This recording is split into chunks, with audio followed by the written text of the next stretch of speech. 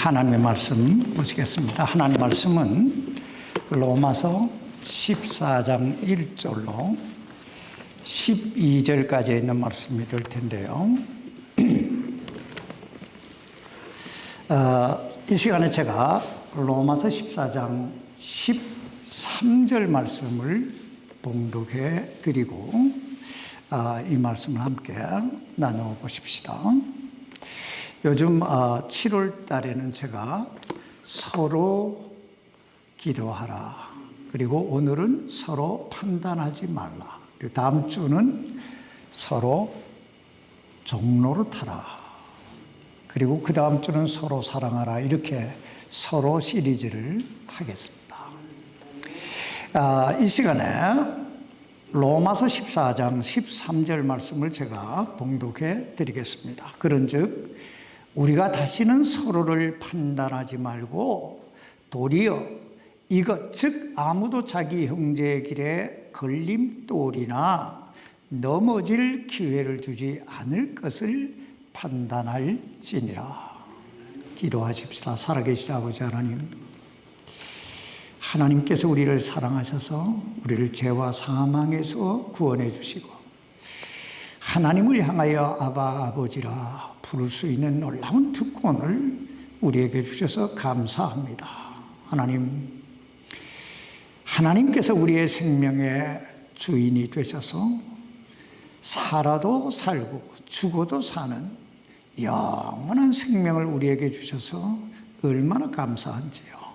하나님, 오늘도 이 주님 안에서 참 하나님의 은혜를 함께 나누는 이 예배 시간, 우리 모두를 복되게 하시고 하나님께는 영광이요 우리에게는 하나님은 은혜가 넘치게 하옵소서.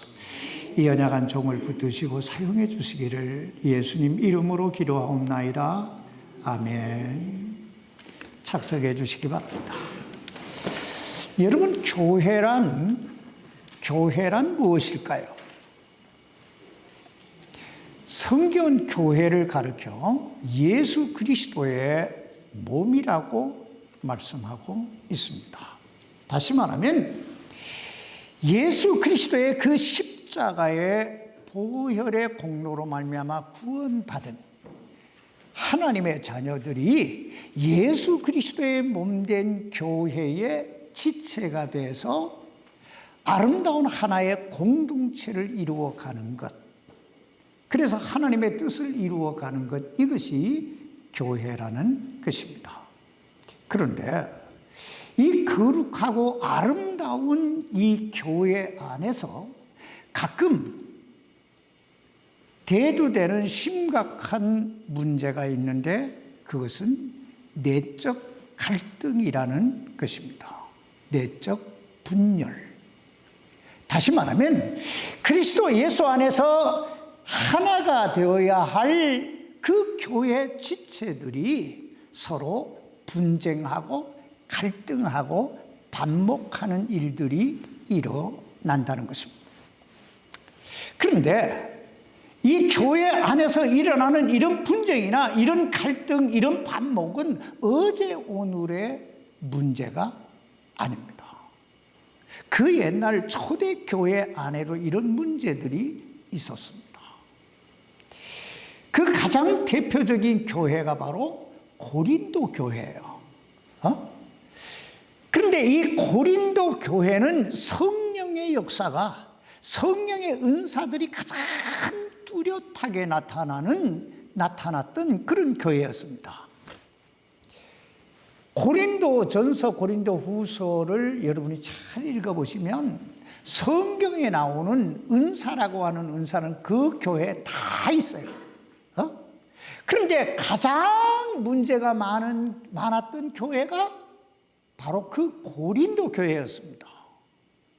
자, 그러므로 사도 바울은 고린도전서 3장 1절에서 이렇게 이야기합니다. 형제들아, 내가 영에 속한 자에게 말하는 것 같이 너희에게 할 수 없어서 육신에 속한 자, 그리스도 안에서 갓난 아이들에게 말하는 것 같이 하였노라. 여러분, 이 얼마나 참 안타까운 일이겠어요. 그렇게 많은 성도들이 예언의 은사를 받고 방언의 은사를 받고 병 고치는 은사를 받고 하나님의 역사가 뚜렷하게 나타나는데 영에 속한 자들에게 말할 수 없어서, 그러니까 성령에 사로잡힌 사람들이 아니라 육신에 사로잡힌 사람, 갓난 아이들이 여러분 조용합니까? 시끄럽습니까? 갓난 아이들이 울고불고 막 시끄럽잖아요. 이러듯이 참 분쟁이 많고 시끄러웠던 교회가 고린도 교회였다는 거예요. 그런데 문제는 이 고린도 교회 안에서만 있었던 게 아니에요. 이런 문제는 갈라디아 교회에서도 있었어요. 이 갈라디아 교회의 문제는 구원받은 사람이 율법을 행해야 될 것인가 행하지 말아야 될 것인가 하는 거예요. 우리가 예수 그리스도의 그 십자가의 보혈의 공로로 구원받은, 은혜로 구원받은 사람이지만 율법도 행해야 된다. 이 주의가 율법주의자예요. 갈라디아주의예요. 이래서 이 갈라디아 교회 안에 율법과 은혜라고 하는 이걸 놓고 막 분쟁이 일어나요. 그런가 하면 빌립보 교회 안에도 문제가 있었어요. 여러분, 빌립보 교회가 어떻게 세워진 교회입니까? 빌립보 교회는요, 사도 바울이 온몸에 매를 맞고 감옥에 갇히고 쇠사슬에 묶여 감옥에 갇혀가면서 세웠던 그런 교회예요. 그런데 이 교회 안에 유오디아와 순두계라고 하는 참 똑똑한 두 자매가 서로 잘났다고 하는 바람에 교회가 그만 시끌벅적해지는 거예요. 그렇다면 여기 오늘 본문에 나오는 이 로마 교회 안에는 어떤 문제가 있었을까요? 이 로마 교회 안에는 두 부류의 사람들이 함께 공존하고 있었는데, 유대인이었다가 사도 바울의 전도를 받고 예수 그리스도를 믿음으로 구원받고 교회에 들어온, 로마 교회에 들어온 유대인 성도, 유대인이었는데 예수 믿고 구원받은 사람들과 이방인이었는데, 즉 유대인이 아닌데 사도 바울의 전도를 받고 예수 그리스도를 믿음으로 구원받고 들어온 그런 멤버들로 구성되어 있었습니다.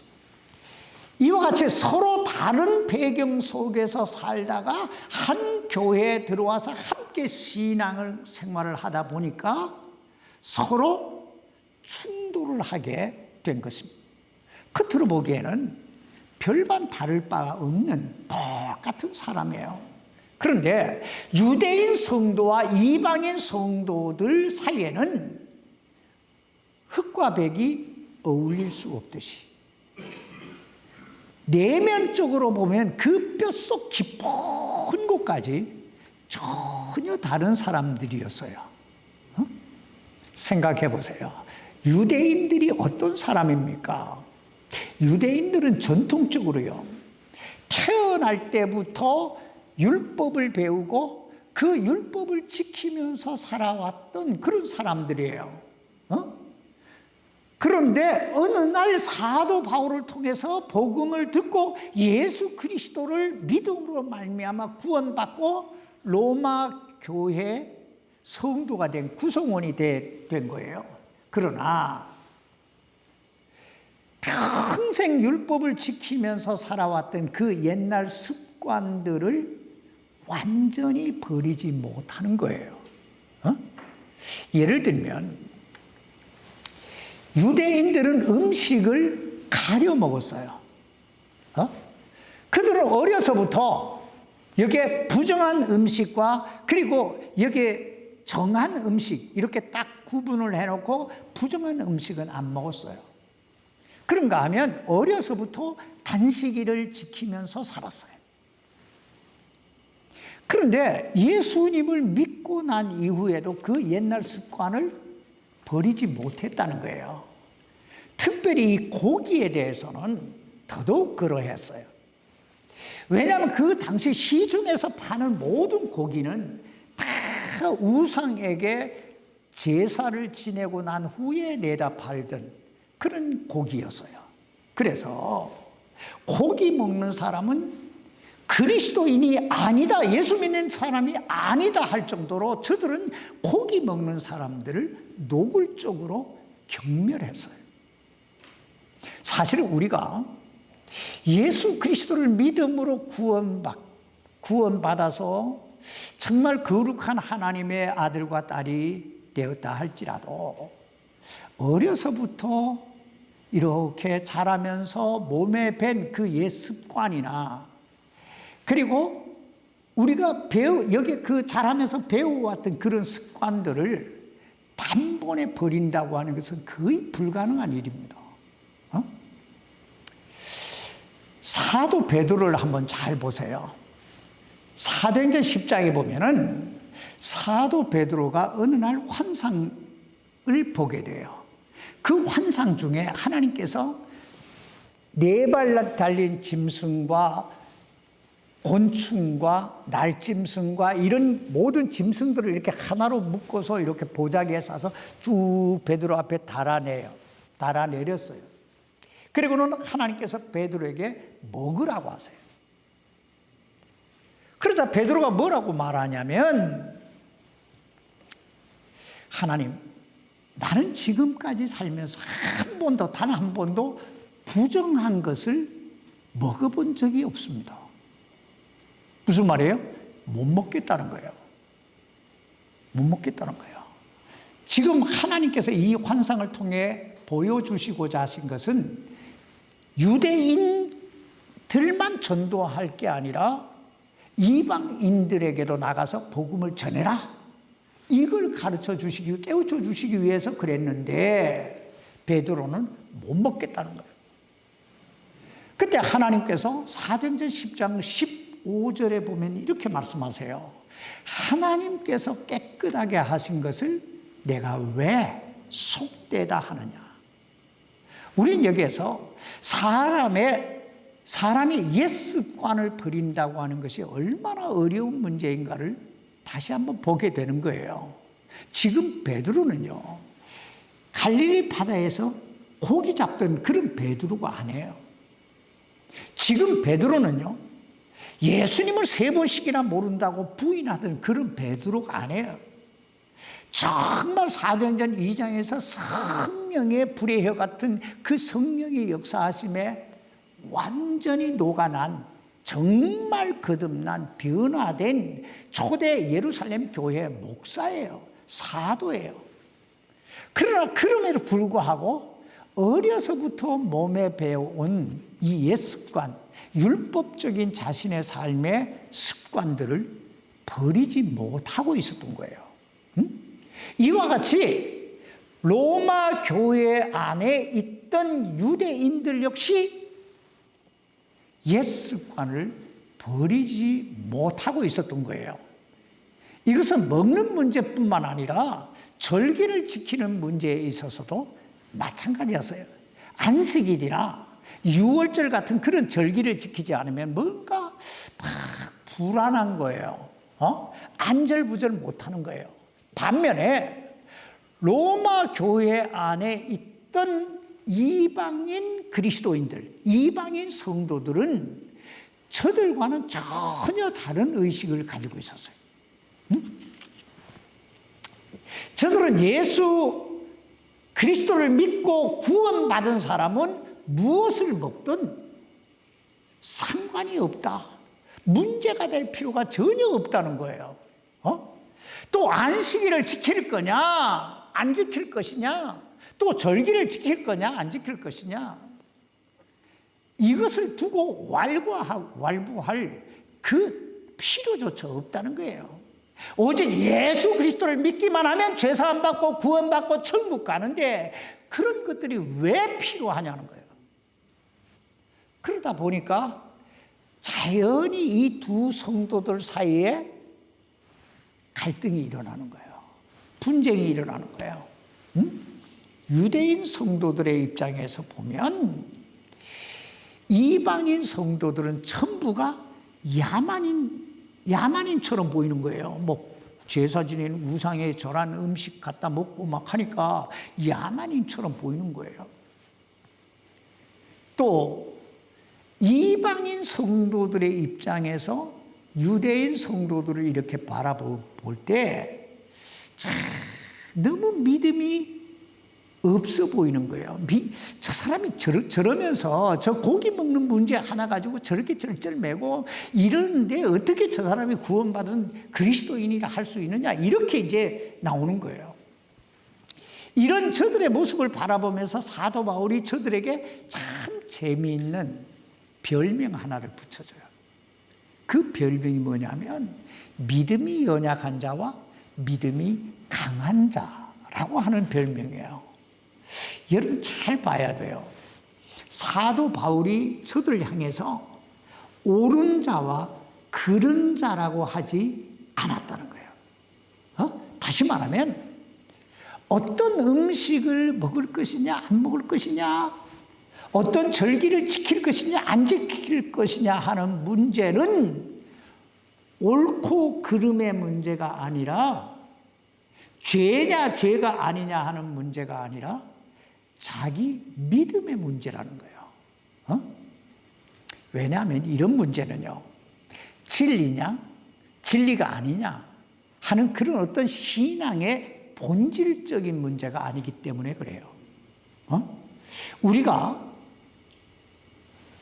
하나님께서 하라고 명하신 것을 하지 않으면 그게 뭐가 돼요? 죄가 되지요.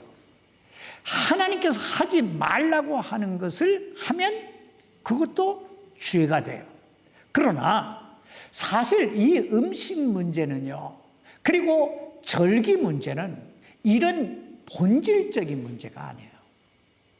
이 음식 문제나 절기 문제는 예수님이 이 땅에 오시기 이전에 하나님께서 일시적으로 주신 삶의 규례지, 어떤 규칙이지, 우리가 영원히 지켜야 될 진리는 아니라는 거예요. 또 구약 성경에 나오는 모든 규례와 율법은요, 예수님이 이 땅에 오시기 이전에 하나의 그림자예요. 모형이에요. 여러분 만약에 지금도 음식 가려 먹어야 되고 지금도 안식일을 지켜야 되고 절기를 지켜야 한다면 왜 지금은 구약시대에 하나님께 양을 잡아서 황소를 잡아서 비둘기를 잡아서 드렸던 그 번제는 드리지 않습니까? 왜 그런 건 안 해요? 그래서 이건 전부 다 뭐예요? 하나의 예수님의 모형이었다는 거예요. 그러므로 참된 신앙은요, 이 하나님의 말씀 안에서, 그리고 여기 주님께서 우리를 위해 갈보리 십자가에서 이루어 놓으신 그 구원의 은혜 안에서 자유함을 누리는 거예요. 어떤 구속받는 게 아니고 막 이렇게 불안에 떠는 게 아니고 자유함을 누리는 거예요. 그런데 바로 이러한 사소한 문제들 때문에 로마 교회가 몸살을 앓고 있었다는 거예요. 여러분, 이 얼마나 안타까운 일입니까? 자유함을 누리고 서로 사랑하고 서로 세워줘도 모자랄 세상에서 서로 판단하고 서로 정죄하고 있으니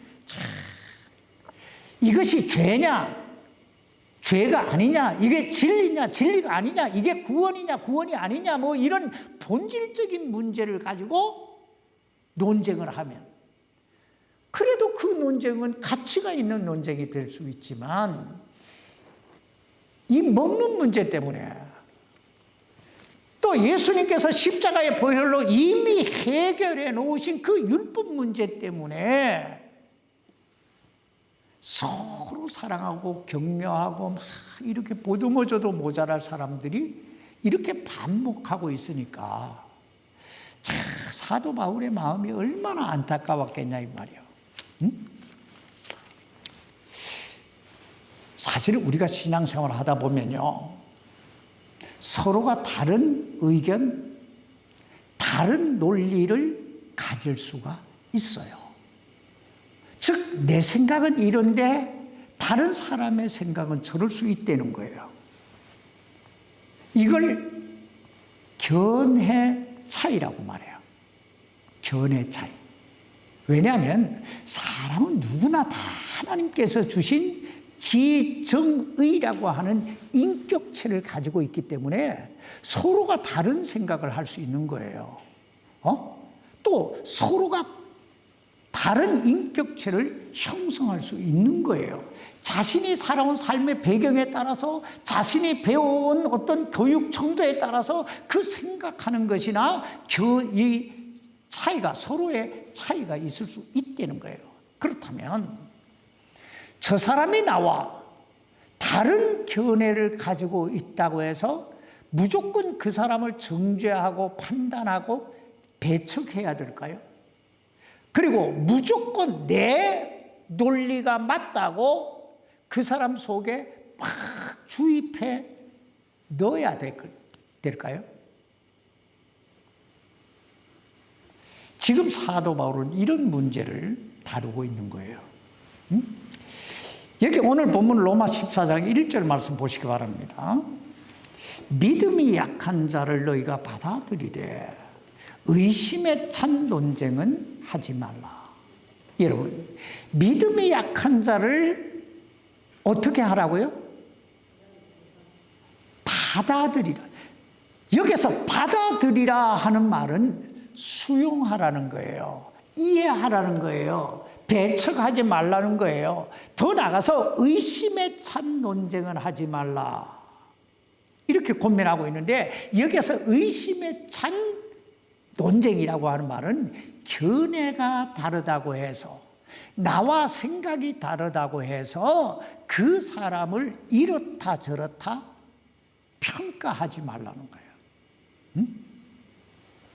왜냐하면 첫째, 여기 2절 말씀 보시기 바랍니다. 로마 14장 2절입니다. 어떤 사람은 자기가 모든 것을 먹을 수 있다고 믿고 다른 사람은 약하여 채소를 먹느니라. 이 말씀은요, 자기 믿음의 분량에 따라서 서로가 다른 생각을 할 수 있다는 거예요. 고기를 먹을 것이냐 안 먹을 것이냐. 내 믿음 안에 이 고기 먹는 게 꺼림직하면 안 먹으면 되고, 또 누가 먹는다고 막 손가락질 할 필요조차 없다는 거예요. 그렇습니다. 믿음에 따라, 자기 믿음에 따라서 그 생각이 서로 다르고 그 믿음의 분량에 따라서 행하는 그 행실이 서로 다를 수 있어요. 사실 고기를 먹을 것인가 안 먹을 것인가 서로 생각이 다를 수 있잖아요. 어떤 사람은 자기 이빨이 좀 시원찮아서 고기 안 먹겠다는 사람도 있고, 근데 왜 그 좋은 고기를 안 먹냐고 막 몰아붙여 보세요. 어떻게 하라고? 그러므로 서로 판단하지 말라는 거예요. 다 서로의 입장이 있다는 거예요. 서로의 생각이 있다는 거예요. 여러분, 교회가 뭐예요?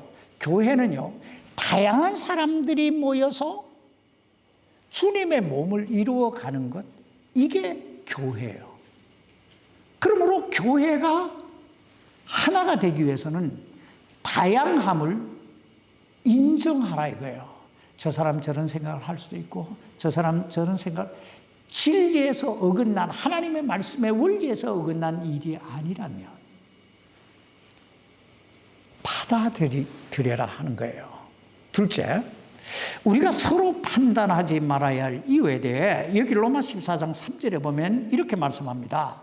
먹는 자는 먹지 아니하는 자를 업신여기지 말고 먹지 아니하는 자는 먹는 자를 판단하지 말라. 하나님께서 그를 받으셨느니라.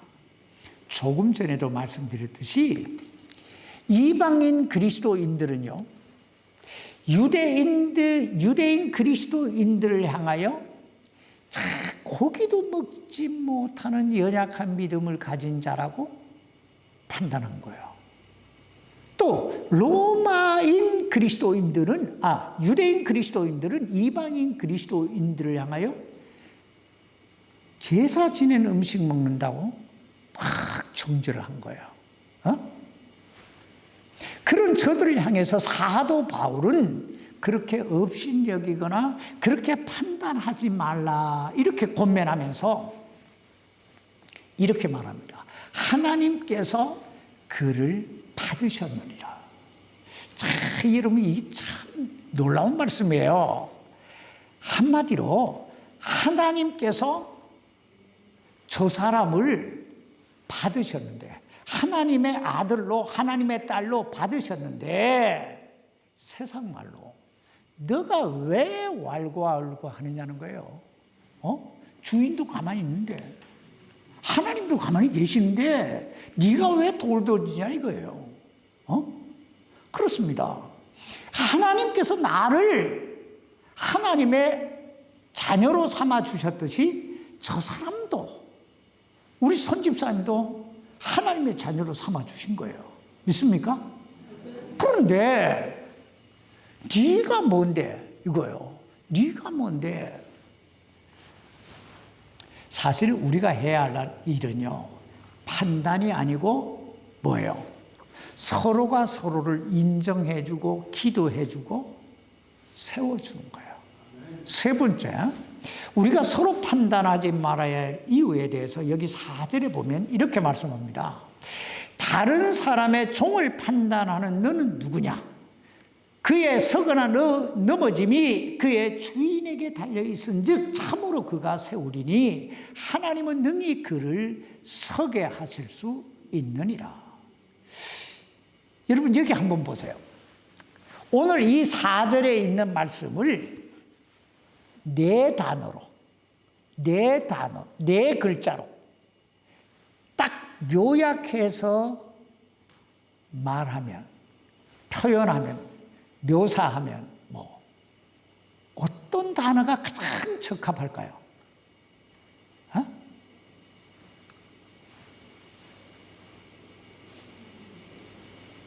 네 단어로 이야기해 보세요. 요 말씀을 이렇게 읽고 머릿속에 네 단어 딱 떠오르는 네 단어를 빨리 생각해 내세요.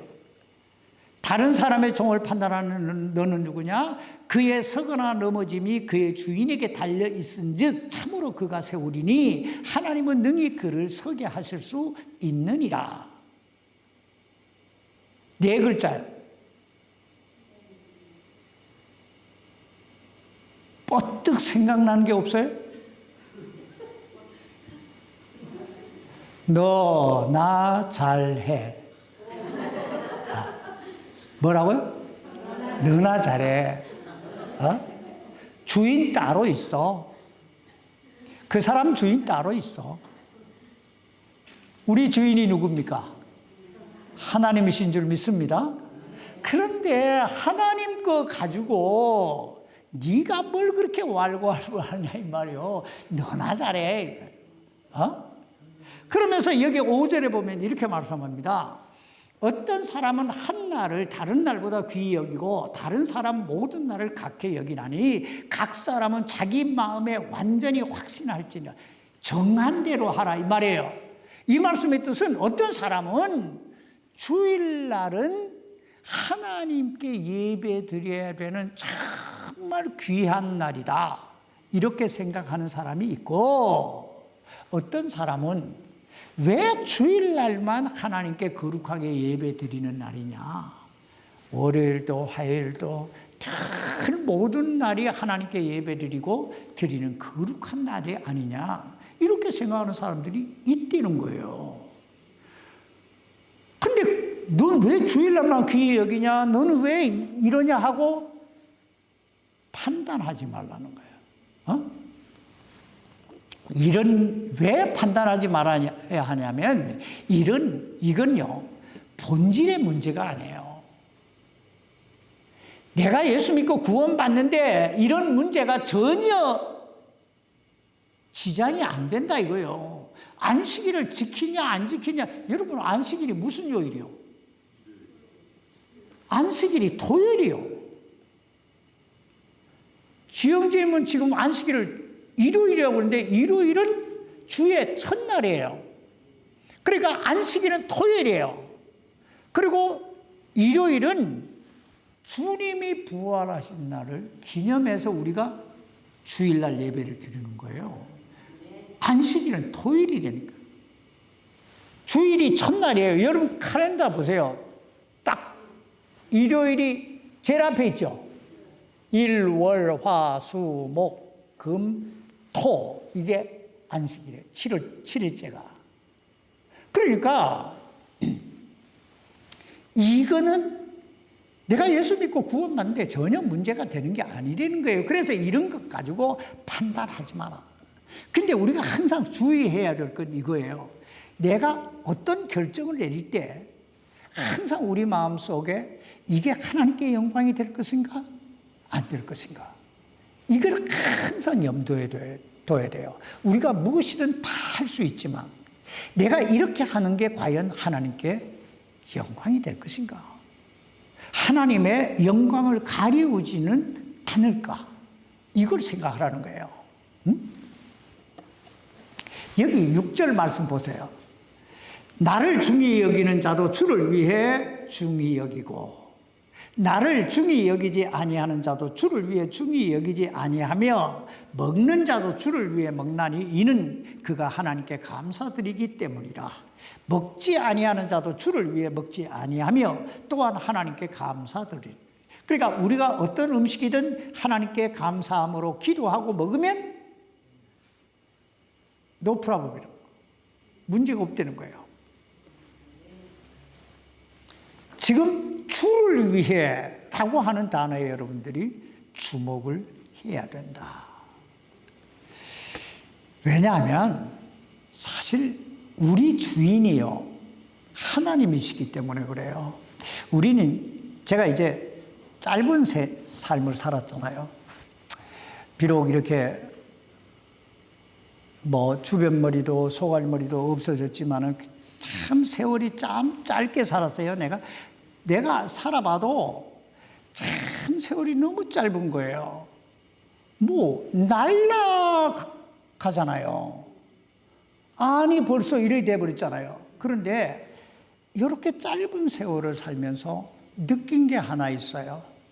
그게 뭐냐면 내가 내 맘대로 살아온 것 같고 내가 내 맘대로 한 것 같지만은 돌이켜보니까 참 내 인생에 하나님 손바닥 안에 다 있는 거예요. 하나님의 섭리 속에서 다 돌고 돌아 하나님이 정해놓으신 그 코스로 가는 거예요.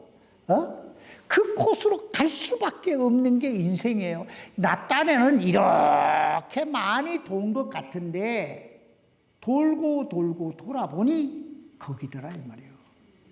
왜? 주님이 내 인생의 주인이기 때문에 그래요. 응? 주인이기 때문에 그래요. 그래서 우리는 항상 하나님의 영광을 위해 살려고 힘쓰고 애써야 될 줄 믿습니다. 마지막으로 우리가 서로 판단하지 말아야 할 이유에 대해 여기 로마서 14장 10절에 보면 이렇게 말씀하고 있습니다. 그런데 내가 어찌하여 내 형제를 판단하느냐? 어찌하여 내 형제를 무시하느냐?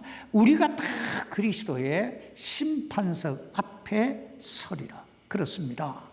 우리가 우리의 형제나 자매를 판단하거나 업신여기지 말아야 할 것은 어느 날 우리 모두가 다 그리스도의 심판대 앞에 서게 될 것이기 때문입니다. 사실 우리 모두는요, 하나님의 심판대 앞에 서서 심판을 받아야 될 사람들이지 누구를 판단하고 누구를 심판할 그런 사람들이 아니에요. 여러분, 라이센스 없이 하면 뭐가 돼요? 뭐 아까 조개 잡는 것도 라이센스 없으면 잡힌다고 손집사님이 라이센스 따라고 하던데, 라이센스 없이 운전하면 집사님 어떻게 돼요? 감옥 가요. 죄잖아요. 라이센스 없이 변호사 사업하면 뭐가 돼요? 변호사법에 걸리게 돼요. 라이센스 없는 사람이 남을 판단하면, 형제나 자매를 판단하면 그건 판사법에 걸리는 거예요. 여러분, 남을 판단하고 남을 심판할 수 있는 분은 누구예요? 하나님, 오직 하나님 한 분밖에 안 계시는 거예요. 그런데 네가 무슨 자격으로 이 말이에요? 라이센스 없이 왜 그러냐 이거요. 한마디로. 여기 11절로 12절 말씀 보세요. 기록된 바 내가 살아있음을 두고 맹세하노니 모든 무릎이 내게 굴복하고 모든 혀가 하나님에게 자백하리라. 주가 말하노라 하였느니라. 그러므로 이와 같이 우리 각 사람이 자신에 관하여 하나님께 회개 보고를 하리라. 그렇습니다. 우리 모두는 어느 날 하나님 앞에 서서 내가 살아온 내 인생에 대해 조목조목 자백해야 될 날이 있는 거예요. 그러므로 주님은 마태복음 7장 1절에서 이렇게 말씀합니다. 판단을 받지 아니하리거든. 뭐 하지 마라? 판단하지 마라. 그렇습니다. 특별히 우리 구원받은 그리스도인은요, 두 가지를 명심해야 돼요. 첫째는 서로 판단하지 말아야 돼요. 나는 판단을 받아야 될 사람이지, 하나님 앞에서 내가 판단을 받아야 될 사람이지 판단할 사람이 아니라는 거예요. 둘째, 내가 어떤 선택을 하든지 나의 모든 선택은 하나님의 영광에 초점이 맞춰져야 된다는 거예요. 왜냐하면 우리 모두는 다 어느 날요, 하나님 앞에 서서 내가 살아온 내 삶에 대해서 심판을 받아야 될 사람들이기 때문입니다.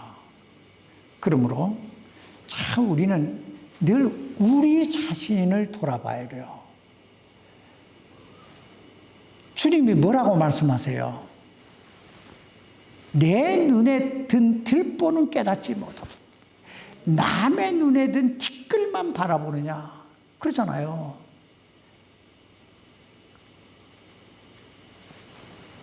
여러분, 우리가 부부 사이에 행복하게 사는 비결이 뭔지 아세요? 부부 사이에 행복하게 사는 비결은요, 서로 바라보지 않는 거예요. 서로 쳐다보면서 살면 불행해져요. 왜냐하면 허물만 보이잖아요. 나이가 들수록 쭈글쭈글한 것만 보이잖아요. 그러니까 바라보면 싸워요. 같은 곳을 봐야 행복한 거예요. 교회 성도들도 마찬가지예요. 하나님의 영광이라고 하는 그 한 곳을 같이 봐야지 마주 보면 흠이 보여요. 그날에 그 주님 앞에서 다 우리 모두가 은혜가 넘치고 긍휼이 넘치는 그런 그리스도인들이 될 수 있기를 주의 이름으로 축원합니다.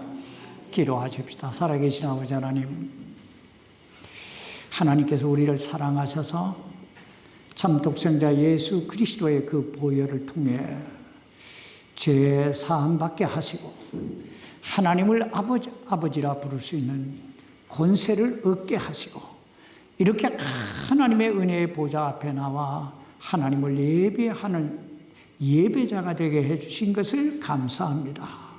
이제 우리가 하나님의 말씀을 받은 대로 어떤 순간에도 서로 판단하고 서로 정죄하는 자들이 아니라 서로 사랑하고 서로 세워가고 서로 격려함으로 하나님 나라를 세워가는 하나님의 영광을 뚜렷하게 드러내는 하나님의 성도들이 다 되게 해 주옵소서.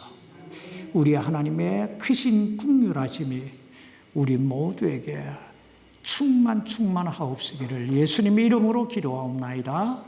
아멘.